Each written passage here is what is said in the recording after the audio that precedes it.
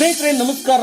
ಎಲ್ಲ ಊರಲ್ಲೂ ಕೂಡ ಹಬ್ಬ ಬಂದಾಗ ಹಲವಾರು ದಿನಸಿ ಪದಾರ್ಥಗಳನ್ನು ತಂದು ಹಬ್ಬ ಮಾಡೋದು ಸಾಮಾನ್ಯ. ಆದರೆ ಈ ಗ್ರಾಮದಲ್ಲಿ ಹಬ್ಬ ಮಾಡಬೇಕಾದ್ರೆ ಹುರುಳಿ, ತೊಗರಿ, ನವಣೆ, ಸಜ್ಜೆ ಸೇರಿದಂತೆ ಹಲವಾರು ಧಾನ್ಯಗಳನ್ನು ಊರಿಂದ ಹೊರಗಡೆ ಹಾಕಲಾಗುತ್ತೆ.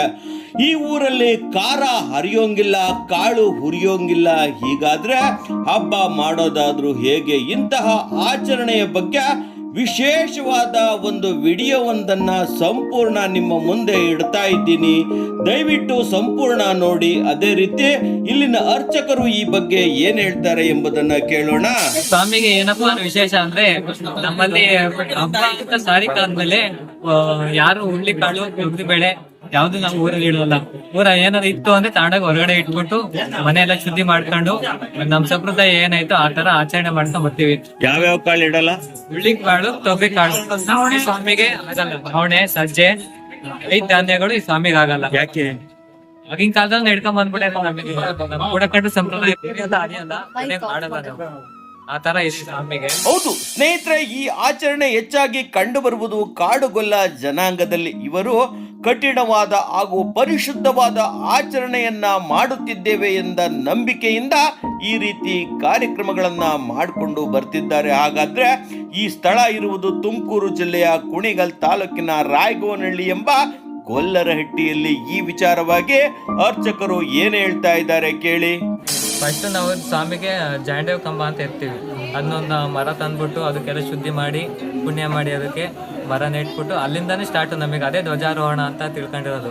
ಆ ಧ್ವಜಾರೋಹಣ ಸ್ಟಾರ್ಟ್ ಮಾಡಾದ್ಮೇಲೆ ನಾವು ಸ್ವಾಮಿಗೆ ಏನೇ ಕೆಲಸ ಇದ್ರು ಮುಂದುವರ್ಸೋದು. ಈಗ ಬಂದು ಸ್ವಾಮಿಗೆ ಮೀಸಲು ನೀರು ತರ್ತೀವಿ. ಅಲ್ಲಿ ಬೋರಿನ ಹತ್ರ ಹೋಗ್ಬಿಟ್ಟು 3 ಬಿನ್ಗೆ ಅಲ್ಲಿ ಗಂಗಮ್ಮ ಪೂಜೆ ಮಾಡಿ ಮೀಸಲು ನೀರು ತಂದು ಸ್ವಾಮಿಗೆ ತಳಿಗೆ ಮಾಡಿ, ಅದೇ ನೀರಿಂದ ತಳಿಗೆ ಮಾಡಿ ಸ್ವಾಮಿಗೆ ಎಡೆ ಹಾಕಿ ಅನಂತರ ಕಳಸವನ್ನು ಎತ್ತೀವಿ. ಅದೇ ನಾವು ವರ್ಷಕ್ಕೊಂದ್ಸರಿ ಕಳಸ ಅಷ್ಟೇ ಇಳಿಸೋದು. ಈಗ ಜಾತ್ರೆ ಇಕ್ಕಿ ವರ್ಷ ತನಕ ಕಳಸ ಇಳಿಸಲ್ಲ. ಆ ಕಳಸ ಇಳಿಸ್ಬಿಟ್ಟು ನಾವೆಲ್ಲ ಶುದ್ಧಿ ಮಾಡ್ಕೊಂಡು ಆ ಕಳಸವನ್ನು ತಿರ್ಗಾ ಮೇಲೆ ಇಟ್ಬಿಟ್ಟು ಆದ್ಮೇಲೆ ತಿರ್ಗಾ ನಾವು ಜಗನ್ಜ್ಯೋತಿ ಕಂಬ ಅಂತ ಕರಿತೀವಿ ಅದಕ್ಕೆ. ಆ ಜಗನ್ಜ್ಯೋತಿ ಕಂಬಕ್ಕೆ ನಾವು ಏನಪ್ಪ ಅಂದರೆ ಕಟ್ನಿಟ್ಟಾಗಿರ್ಬೇಕು. ಏನೋ ಒಂಚೂರು ಅಂಟು ಮುಟ್ಟು ಆಗ್ದಾಗೆ, ಸುಖ ಸಂಬಂಧ ಇಲ್ದಂಗೆ ನಾವು ಒಂಚೂರು ಇವು ಹಬ್ಬ ಆಗತಕ್ಕ ಒಂಚೂರು ಕಟ್ನಿಟ್ಟಾಗಿದ್ಬಿಟ್ಟು ನಮಗೆ ಒಳ್ಳೇದು. ಅದು ಎಲ್ಲರಿಗಿಂತನೂ ಪೂಜಾರ ಹಬ್ತಿರೋದು ನಾವಿಲ್ಲ, ಅದು ನಮಗೆ ಒಳ್ಳೇದು. ಅದು ಮಾಡಿರ್ಲಿಲ್ಲ ಅಂದ್ರೆ ಏನಾಗುತ್ತೆ? ಕಷ್ಟ ಏನಾರ ತೊಂದರೆ ಆಗ್ತದೆ, ಇಲ್ಲ ಊರಲ್ಲಿ ಏನಾರ ತೊಂದರೆ ಆಗೋದು, ಯಾರಿಗಾರ ಏನಾರ ಸುಳಿ ಕೊಡೋದು, ಏನಾರ ಆಮೇಲೆ ಏನಾರ ಸರ್ಪಗಳು ಕಾಣೋದು, ಈ ಥರ ಕಾಣ್ತವೆ. ಹೌದು, ಈ ಗ್ರಾಮದ ನಂಬಿಕೆಯನ್ನ ತಪ್ಪಿ ನಡೆದರೆ ಅಪಾಯ ಆಗುತ್ತೆ ಎಂಬ ನಂಬಿಕೆ ಇಲ್ಲಿ ಇನ್ನೂ ಜೀವಂತವಾಗಿದೆ. ಗ್ರಾಮದ ಆರಾಧ್ಯ ದೈವ ರಂಗನಾಥ ಸ್ವಾಮಿ ಇಲ್ಲಿಗೆ ಬಂದಿದ್ದಾದ್ರೂ ಹೇಗೆ ಎಂಬುದನ್ನ ಆ ಗ್ರಾಮದ ಮುಖಂಡರ ಬಾಯಿಂದ ಕೇಳೋಣ. ತಾತನ ಕಾಲದಾಗ ಒಂದು ಲಿಂಗ ಅಂತ ಮಾಡಿದ್ರು. ನಮ್ ತಾತ ತೀರೋದ್ಮೇಲೆ ನಾವು ಇಲ್ಲಿ ಊರವರು ಗ್ರಾಮದವರು ಎಲ್ಲ ಸೇರಿ ಅದನ್ನ ಹಂಗೆ ಕಂಟಿನ್ಯೂ ಮಾಡ್ಕೊಂಬಂದು 7 ತಲೆಮಾರು 6 ತಲೆಮಾರು ಕಳೆದೋಗ್ಯದಿದ್ದು. ಅವತ್ತಿಂದ ಹಿಂಗೇ ಗುಡ್ಲಾಗೆ ಬಂದ ಸೇಂದನ ಇವಾಗ ಜನ ಎಲ್ಲ ಸೇರ್ಕೊಂಡು, ಭಕ್ತಾದಿಗಳೆಲ್ಲ ಸೇರ್ಕೊಂಡು ದೇವಸ್ಥಾನ ತಾಳ ಮೇಲ್ಕುಂಟೆ ನಮ್ದು. ಅಲ್ಲಿಂದ ಬಂದು ಇಲ್ಲಿ ತಳ ಮೇಲ್ಕುಂಟೆ ಎಲ್ಲಿರೋದು? ಅಂದ್ರೆ ಶಿರಾದಿಂದ ಬಂದಿರೋದ ನೀವೆಲ್ಲ? ನಮ್ ತಾತಾರ ಅವಾಗಿಂದ ತಂದ್ರೆ ನಮ್ಗೆ ಸರಿಯಾಗಿ ಗೊತ್ತಿಲ್ಲ. ನಮ್ ತಾತಾರ ಮಾಡಿದ್ದೇವ್ರ ಇದು. ನಮ್ ತಾತ ಮುತ್ತಾತ ಅಲ್ಲಿ 3-4 ತಲೆ ಕಳೆದೋಗ್ಬಿಟ್ಟೇವೆ. ಅವಾಗಿಂದ ಮಾಡ್ಕೊಂಡು ಹಿಂಗೆ ಬಂದು ಹಂಗೆ ಮಾಡ್ಕೊಂಬಂದು ಇವಾಗೆಲ್ಲ ನಮ್ ಗ್ರಾಮಸ್ಥರು ಊರವರು ಎಲ್ಲ ಸೇರ್ಕೊಂಡು ಹಿಂಗೆ ಬಿಟ್ಕೊಂಡು ಹೋಗೋದು ಬೇಡ. ಭಕ್ತಾದಿಗಳೆಲ್ಲ ಸೇರ್ಕೊಂಡು ಒಂದು ಅಭಿವೃದ್ಧಿ ಮಾಡ್ಬೇಕು ಅಂತ ಹೇಳಿ ಒಂದು ಕಾರ್ಯಕ್ರಮ ಮಾಡ್ಕೊಂಡು ಇದೊಂದು ಚೂರು ವರ್ಷ ಪ್ರತಿ ವರ್ಷನೂ ಜಾತ್ರೆ ಮಾಡ್ತೀವಿ. ಪ್ರತಿ ವರ್ಷನೂ ಸ್ವಾಮಿ ಗಂಗಸ್ನಾನ ಮಾಡ್ತೀವಿ. ಒಂದ್ ಭಕ್ತಗೆಲ್ಲ ಊಟ ಹಾಕ್ತೀವಿ. ಹೌದು, ಇಲ್ಲಿಗೆ ಬರುವ ಹಲವಾರು ಭಕ್ತರು ಈ ರಂಗನಾಥ ಸ್ವಾಮಿಯ ಆಶೀರ್ವಾದದಿಂದ ತಮ್ಮ ಹಲವಾರು ಸಮಸ್ಯೆಗಳನ್ನ ದೂರ ಮಾಡಿ ಒಳಿತುಗಳನ್ನ ಕಂಡಿದ್ದಾರೆ. ಈ ಸಂಬಂಧ 108 ಜೀವಂತ ಸಾಕ್ಷಿಗಳು ನಮ್ಮ ಮುಂದಿವೆ ನೋಡಿ. ಯಾರೋ ಶಿವಮೊಗ್ಗದವ್ರು ಒಬ್ರು ಇಲ್ಲಿ ಬಂದು ಕೂಲಿ ಮಾಡ್ಕೊಂಡಿದ್ರಂತೆ. ಅವ್ರಿಗೆ ಮಕ್ಕಳಾಗಿರ್ಲಿಲ್ಲ. ಅವ್ರೇನ್ ಮಾಡೋರು, ದೇವ್ರಿಗೆ ಅರ್ಕೆ ಮಾಡ್ಕೊಂಡ್ರು. ಅರ್ಕೆ ಮಾಡ್ಕೊಂಡ್ಮೇಲೆ ಭಗವಂತ ಅವ್ರಿಗೆ ಸಂತಾನ ಅಭಿವೃದ್ಧಿ ಮಾಡ್ದ. ಅವ್ರ ವಯಸ್ಸು ಸುಮಾರು 45-50 ವರ್ಷ ಆಗಿತ್ತು ದಂಪತಿಗಳಿಗೆ. ಬುಟ್ಟಿ ಎಣ್ಕೊಂಡಿದ್ರು. ಇವತ್ತು ಅವರು 3ನೇ ತಲೆಮಾರು ಶಿವಮೊಗ್ಗದಲ್ಲಿ ಹೋಗಿ ಸುಮಾರು ಒಂದು 400-500 ಕುಟುಂಬ ಆಗಿದೆ.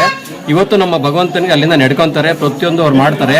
ಅಷ್ಟು ಶಕ್ತಿಯುತವಾದಂತ ದೇವರಿದು. ಸಹಸ್ರಾರು ಜನ ಬರ್ತಾರೆ ಭಕ್ತಾದಿಗಳು. ಭಗವಂತ ಅವರ ಆಸೆ ಆಕಾಂಕ್ಷೆಗಳೆಲ್ಲ ಈಡೇರಿಸ್ತಾ ಬಂದಿದ್ದಾರೆ. ಹಾಗಾಗಿ ಎಲ್ಲ ಜನ ಸೇರಿ ಜಾತ್ರೆ ಉತ್ಸವ ದೀಪೋತ್ಸವ ಎಲ್ಲ ಭಾಗಿಯಾಗಿ ಆರತಿ ಉತ್ಸವ ಎಲ್ಲ ಪ್ರತಿ ವರ್ಷ ನಡೀತಾ ಇದೆ. ಎಲ್ಲ ವಿಜೃಂಭಣೆಯಿಂದ ಈ ರಂಗನಾಥ ಸ್ವಾಮಿ ಕ್ಷೇತ್ರದಲ್ಲಿ ಸೇರಿ ಎಲ್ಲರೂ ಒಟ್ಟಾಗಿ ಜಾತ್ರೆ ಆಚರಣೆ ಮಾಡಿ ಎಲ್ಲ ಸಮೃದ್ಧಿಯಿಂದ ಇರಲಿ ಅಂದ್ಬಿಟ್ಟು ಹಾರೈಸ್ತಾರೆ. ರಾಜಕೀಯ ಮುಖಂಡರುಗಳು ಪಕ್ಷಭೇದ ಮರೆತು ಈ ದೇವಸ್ಥಾನಕ್ಕೆ ಸರಿಯಾದಂತ ರಸ್ತೆ ಇರಲಿಲ್ಲ. ಅವತ್ತಿನ ಸುಮಾರು ಒಂದು 100 ವರ್ಷದಿಂದ ಒಂದು ಕುಗ್ರಾಮ ಆಗಿತ್ತು. ಈ ಒಂದು ಅಕ್ಕಪಕ್ಕದ ಗ್ರಾಮಸ್ಥರು ಈ ರಾಜಕೀಯ ಮುಖಂಡರು ಸೇರಿ ಇವತ್ತೊಂದು ಸರಿಯಾಗಿ ಬರೋದಕ್ಕೆ ಒಂದು ರಸ್ತೆ ಮಾಡಿಸಿದ್ದಾರೆ.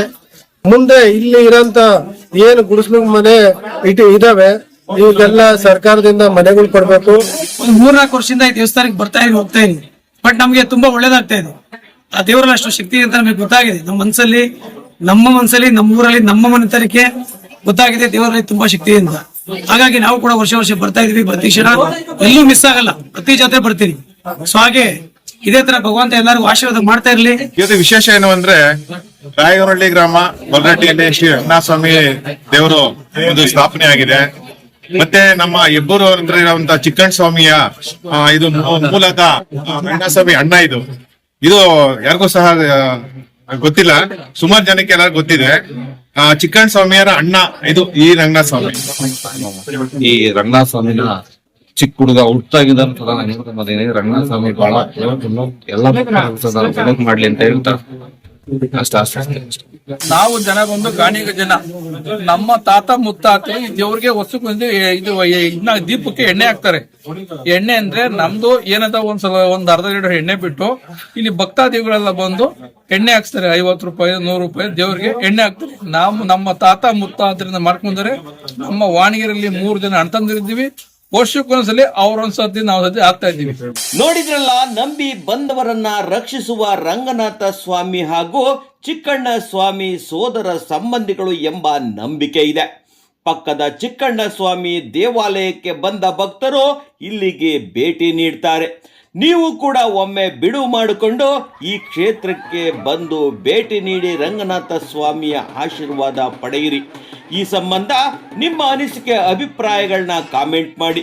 ಹೆಚ್ಚು ಜನಕ್ಕೆ ತಲುಪಿಸೋದಕ್ಕೆ ದಯವಿಟ್ಟು ಶೇರ್ ಮಾಡಿ. ಇದುವರೆಗೂ ನೋಡಿದ್ದಕ್ಕೆ ಧನ್ಯವಾದಗಳು.